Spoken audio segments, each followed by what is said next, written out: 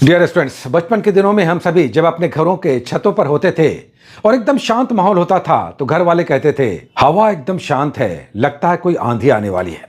कुछ ऐसी ही स्थिति अभी बीपीएससी के आयोग के दफ्तर में दिखाई दे रहा है, जब चेयरमैन से लेकर सेक्रेटरी से लेकर एग्जामिनेशन कंट्रोलर तक कोई भी कुछ नहीं कह रहा है। इतना शांत माहौल, इतनी चुप्पी आयोग में इससे पहले कभी नहीं थी। पिछले दिनों अभी एक सप्ताह 10 दिनों पहले आयोग ने बड़े धूमधाम से प्रमुख टीचरों को बुलाकर उनके साथ मीटिंग किया, यहां तक कहा कि छात्रों के साथ भी इसी तरह की एक मीटिंग होगी। हालांकि वो मीटिंग नहीं हुई क्योंकि अचानक से आयोग के मन में कुछ बातें घर कर गई। शायद इसका एक बड़ा कारण था उत्तर प्रदेश में जो इतना बड़ा आंदोलन हुआ और छात्रों की मांगों को मानना पड़ा, नॉर्मलाइजेशन को कैंसिल करना पड़ा, अलग अलग शिफ्टों की बात छोड़ दी गई। क्योंकि बीपीएससी भी मन बना चुका था, मन बना रहा है कि वो नॉर्मलाइजेशन करेगा, अलग अलग सेट्स जारी करेगा, एग्जामिनेशन के एक से अधिक सेट्स होंगे।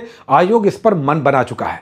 अब आयोग डरा हुआ है कि अगर ये बातें स्टूडेंट्स तक चली गई तो उत्तर प्रदेश जैसी स्थिति यहां भी होगी और इसी डर भय के कारण आयोग ने चुप्पी साध लिया है। ये स्टूडेंट्स की एकता का ही प्रदर्शन है कि इतना बड़ा आयोग जो पहले धूम धड़ाके कर रहा था अचानक से खामोश हो गया है। कुछ भी किसी के द्वारा कहा नहीं जा रहा है और ये एकदम क्लियर है कि ये आंधी आने से पहले की खामोशी है। आयोग ने मन बना लिया है, क्वेश्चन सेट कर लिया है, वो एग्जामिनेशन किस तरह से लेगा ये एकदम क्लियर हो चुका है। एग्जामिनेशन के पेपर्स अलग होंगे, नॉर्मलाइजेशन लागू होगा।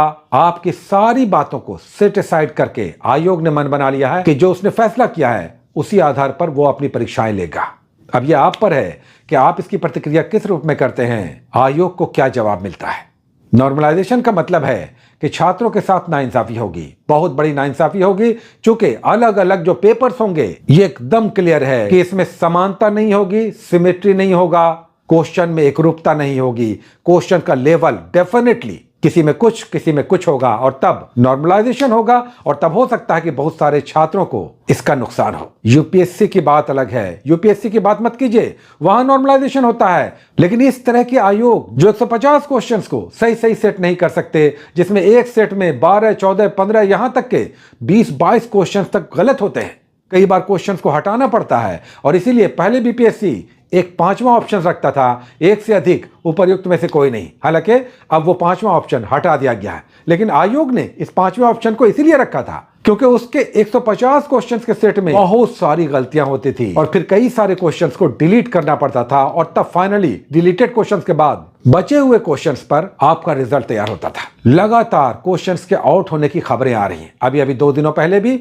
एसएचओ के एग्जामिनेशन में भी बड़ा घपला सामने आया है। आयोग डरा हुआ है। आयोग समझ रहा है कि इतना बड़ा एग्जामिनेशन में शिक्षा माफिया अपने आप को अलग रखेगा, यह असंभव है और तब हर तरफ से प्रयास होगा इस एग्जामिनेशन को सैबोटेज करने का। लेकिन इसका खामियाजा छात्र क्यों भुगते? आयोग को इस पर फैसला करना चाहिए। नॉर्मलाइजेशन कभी भी किसी भी हाल में किसी के द्वारा कबूल नहीं है, यह आयोग को समझना होगा। यह बिल्कुल किसी भी तरह से एक्सेप्टेड नहीं है, इस पर आयोग को सोचना ही होगा। एग्जामिनेशन में अभी भी 8 से 9 दिन बचा हुआ है, इससे पहले बहुत बड़ा आंदोलन होगा, यह आयोग भी समझ रहा है। चूंकि छात्र रुकेंगे नहीं, छात्र समझ रहे हैं इसके पीछे के सारे घटनाक्रम को, जिसका वो खामोशी से बर्दाश्त करते हुए अपने आप को बर्बाद होते हुए नहीं देख पाएंगे। स्टूडेंट्स नहीं इसे बर्दाश्त कर सकेंगे और इसका प्रतिकार करेंगे ही करेंगे।